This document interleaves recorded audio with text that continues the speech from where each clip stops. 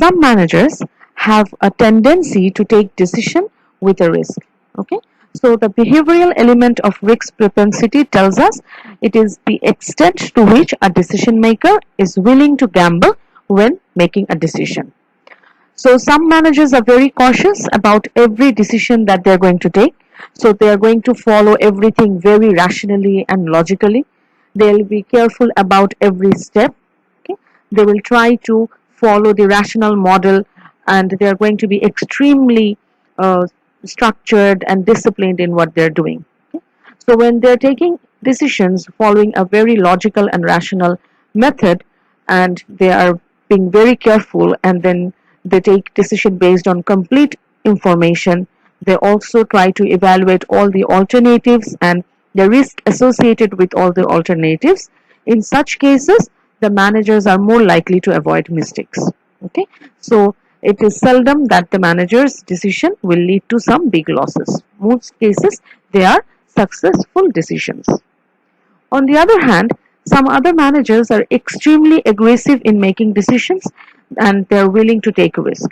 Okay, so they rely heavily on their intuition. They reach certain decisions very quickly, and sometimes they often make big investments on their decisions.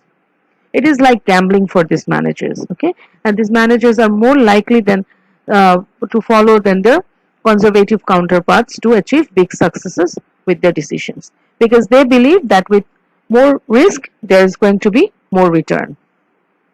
So they're also more likely to incur great losses, but they don't mind, because they believe that if they get away with, with their decisions, if it hits, then the return is also going to be quite big. So the organization's culture is going to be a very important ingredient in deciding the different levels of risk propensity, because some organization will allow their managers to take a lot of risk, like organizations like Virgin Group. Okay, the Richard Branson is the CEO of this group, and he is known to be very aggressive in decision making. He moves from one project to the other without even completion of the first project.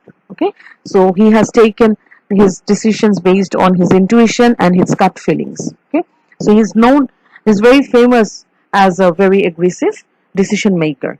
Okay, on the other hand, there are big organizations like Unilever and Nestle, and they have a tendency to calculate every move before they move into a different location, or they take certain decisions about buying a company or even launching a product. So the organization culture will tells us that the risk propensity of the organization is very high or low. Another very important aspect of decision making is ethics. Okay, now in this case you have to understand that some managers are inherently very ethical as a person. Okay, they have their personal values, they have their norms, they have their belief, which are quite ethical. They are brought up like that. Okay, and there are even organizations who tries to create an ethical organization. They try to create everything, every policy in the organization which are very much ethical. Okay, so ethics are personal beliefs about right and wrong behavior of managers, and ethics are clearly related to decision making in a number of ways. For example, suppose that after careful analysis a manager realizes that his company could save a lot of money if the organization closes down his department. Okay, so basically he is thinking that if his department, the department that he is running, is closed down, then the organization will be able to make a lot of money.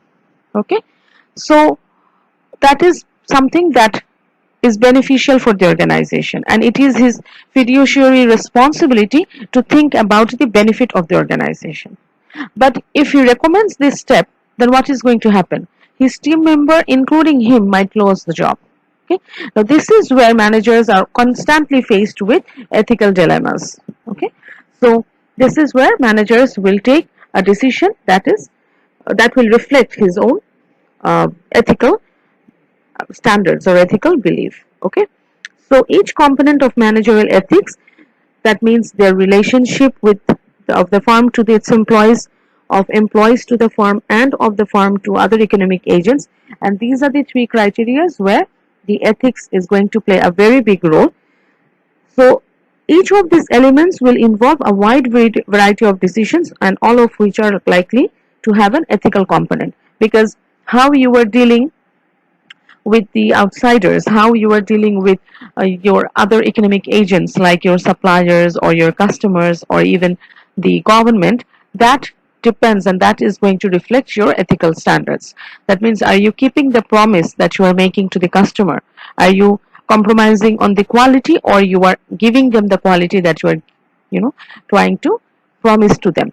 Or in case of suppliers, are you paying them the fair price? Are you making them paying them timely? Okay.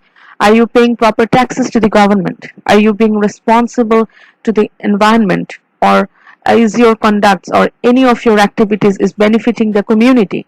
So in each of these areas, you have to make certain decisions which are going to reflect your ethical standard.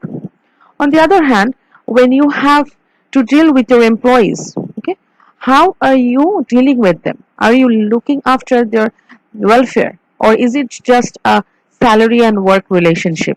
Okay, are you going beyond the salary and you are actually taking care of your employees? Are you listening to their problems and giving them solutions?